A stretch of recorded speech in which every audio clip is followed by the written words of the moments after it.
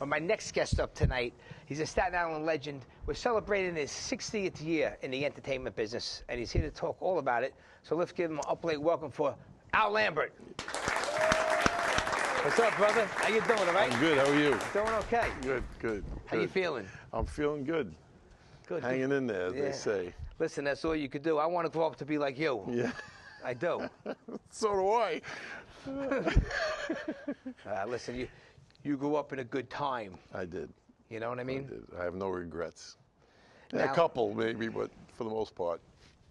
And you're an original Staten Islander, too, right? Born here. My dad was born in Brooklyn, but okay. I was born here. My father was a Red Hook guy. Oh, no way. Yeah. I was Bensonhurst and then Gravesend. Okay. Yeah. And then I came over here and disrupted the neighborhood. Well, that's all right. Got in trouble. I was always a fan of the people from Brooklyn coming to Staten Island. That's how Staten Island grew to be where it is today. When you're in business and you're getting 200,000 more people, that's how you make your living. So my family had Staten Island Toyota then, and I was the general manager. Yeah. And all of a sudden, we went from 40 cars a month to 200 cars a month. That's sick. So that's how it works. See, Highland Boulevard was like Coney Island Avenue, McDonald Avenue in Brooklyn. You know, it was. And look at it now. Now it's crazy. So listen, let's go back a little. How did it all start for you? What, musically? Yeah, musically. And listen, I heard that you had no musical lessons at all. No. How did that come about? Well, I kind of loved it. You know, I started singing in grammar school as a kid, and then the choir. You know, and I started to really love it. So just the love of music just got you rocking. Love of music. You know, grammar school, high school, went in the glee club, that kind of thing. And then one day I sang somewhere and they paid me, and I went, "You get paid for this?" Yeah. And I realized that you know, this is something I could do. This is a business I could do, and then bingo, we started from there, and that's how it went. You know. Now your first band was like in the mid '60s, late '60s. My first band was '66, '67. All your friends from the neighborhood. I mean, I really '62, '63, but it wasn't the band that I carried to the Al Lambert and the Corporation. Yeah. Okay. So I put the Al Lambert and the Corporation in the mid-'60s, but I started when I was 15. Okay. So technically, I'm really 63, 64 years in. I thought it was the Al Lambert Orchestra. It was. I had several.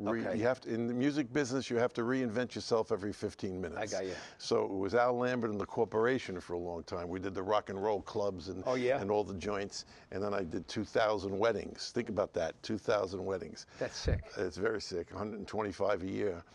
And I wasn't singing there, and I was working with Rodney Dangerfield in the city, in the club. I saw that picture. You were young. What were you, in your 30s? I was in my 30s, yeah. And that's when he asked me to go on the road with him, but I couldn't do it. Well, I was too busy. You know, I got too many things happening. That would have been off the hook. Oh, it would have been off the hook. I was doing 6 days a week in the car business, 5 nights a week in the music business. How was he? Just like he is on the show, on TV? He was a funniest guy. We'd have a meeting at 8 o'clock at night, and we would talk, a dinner meeting, and then he'd give us a bill. We paid for the dinner. He didn't give it to you for nothing. No way. He was a little tight.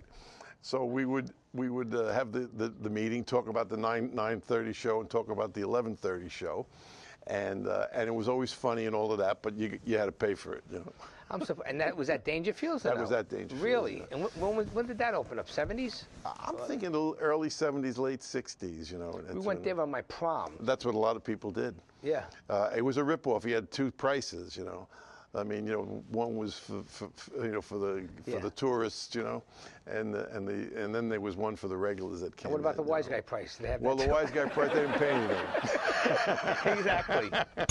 He paid them anyway, but it was a fun joint. Yeah.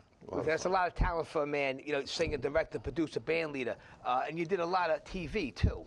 Yeah, my father started here in 1980s when CTV first opened, and they offered it to the general public. Yeah. My father had the Dom Lambert show. I heard about that. My father was a funny, terrific guy, charismatic, and he was Johnny Carson, and I was Ed McMahon. Oh yeah. He was sitting behind the desk. I was sitting over here, but I got him all the entertainers. Oh, that's cool. And so I started there in the 80s, and I gave it up a while, and then maybe 11 years ago, I said, let me go back to this thing after staying away for a long time, you know. But it was my dad that got me interested. And how long has your dad been passed? My father died in 2011. Okay, mine was in 9. Oh, wow, so he had a good life then. My father lived to 93, worked till he was 90. God bless. Maitre d', banquet manager, you know, sharp guy, always in a tuxedo, you know. Oh, yeah? Comedian, impressionist, you know. He was character. Yeah, I'd like to see some footage of that. Now, I never even knew you did TV commercials. Or what were they? Tell me. When I went to Villa Marin, after my family sold Toyota to Joe Manfredi, Okay.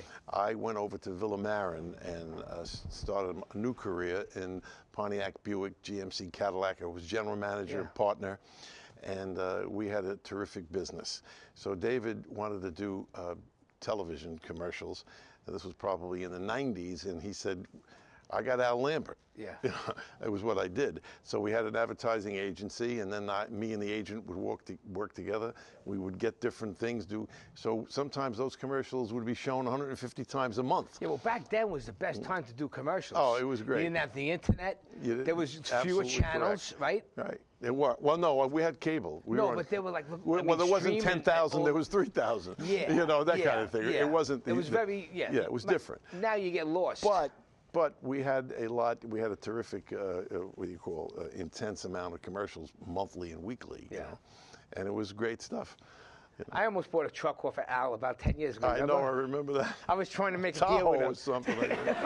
I forgot what it was. It was a Tahoe. It was a what is it called? Silverado. It's Silverado. Remember? Yeah. Well, you said, I mean, I did used cars, but for the most part, I was a new car. Well, that's what I was looking for. A new car guy. I was looking for a used car. I was a new car guy. You know. Well, but general manager, you do everything. You run the body shop, the service department, you know. But I grew up in the business, so that's why I did both. Fun fact, I don't know if a lot of people don't notice. I mean, you might notice, but I don't know. I was a car mechanic.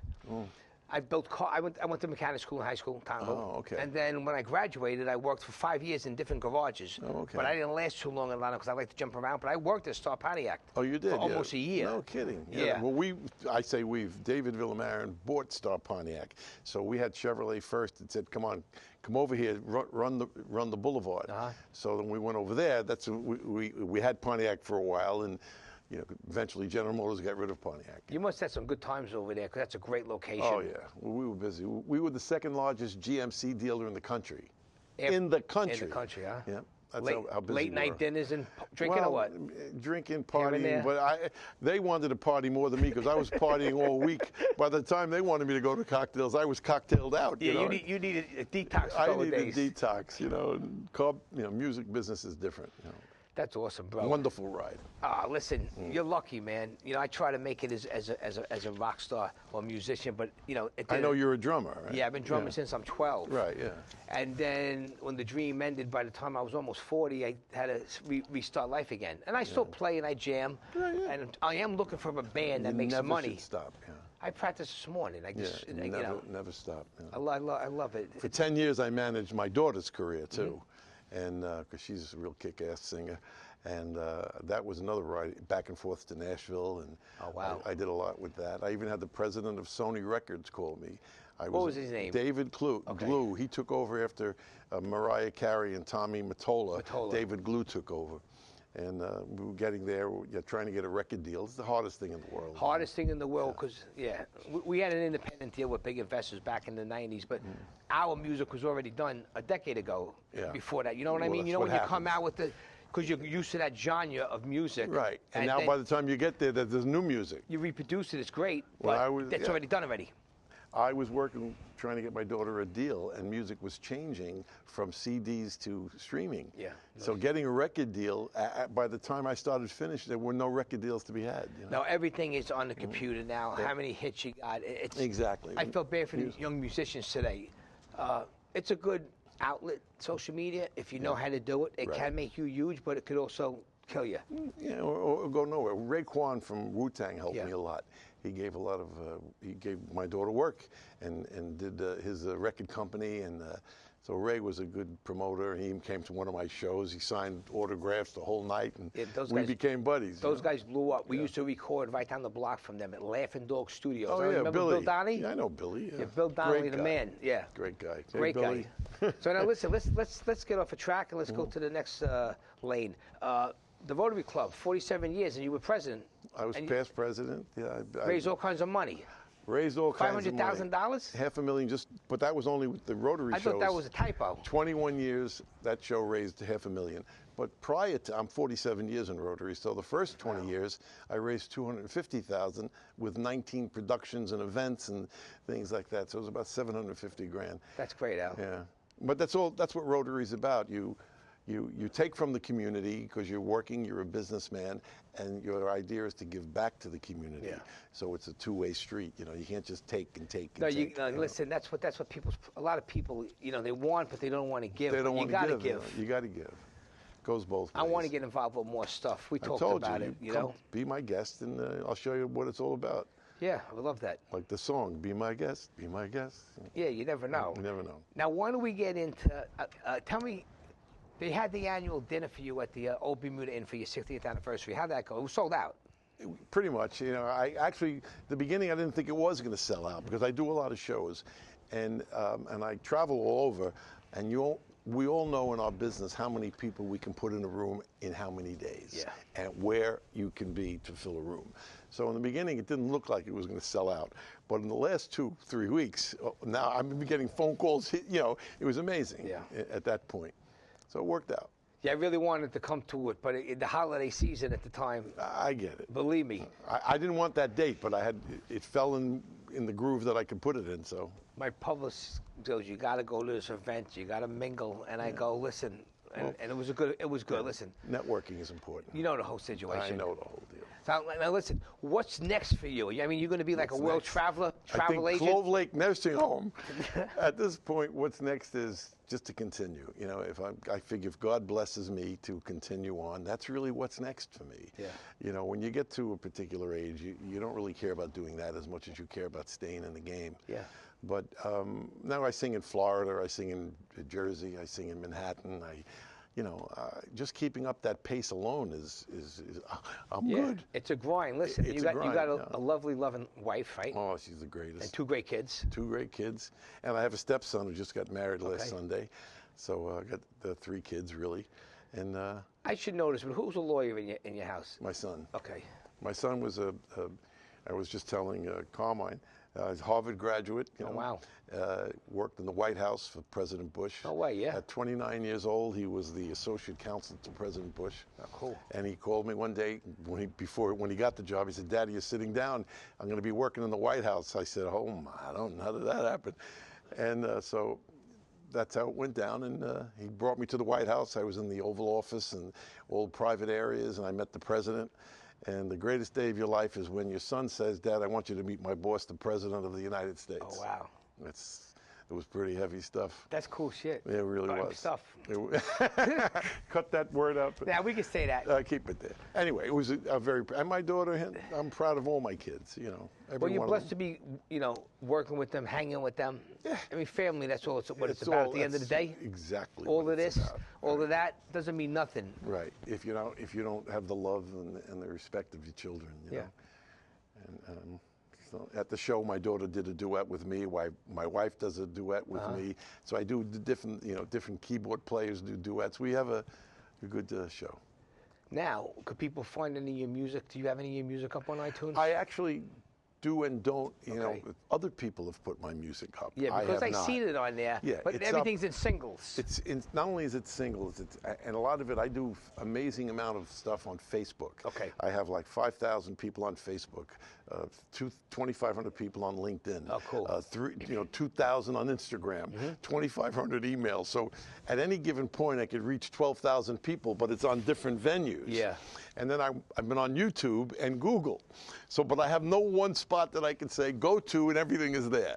You got to do the whole gamut. Website or no? No. Or you're just so old school. But website. Do you got a flip phone or no? No. I'm just. I got a wire. You probably do. He's wired up. I got a wire in my car. It's all right. So if you want to get in touch with Al Lambert, just do all the Instagram. Yeah, Google me, YouTube me. You know what? Just Google him. That's it. Yeah, Google me. Facebook is the easiest way.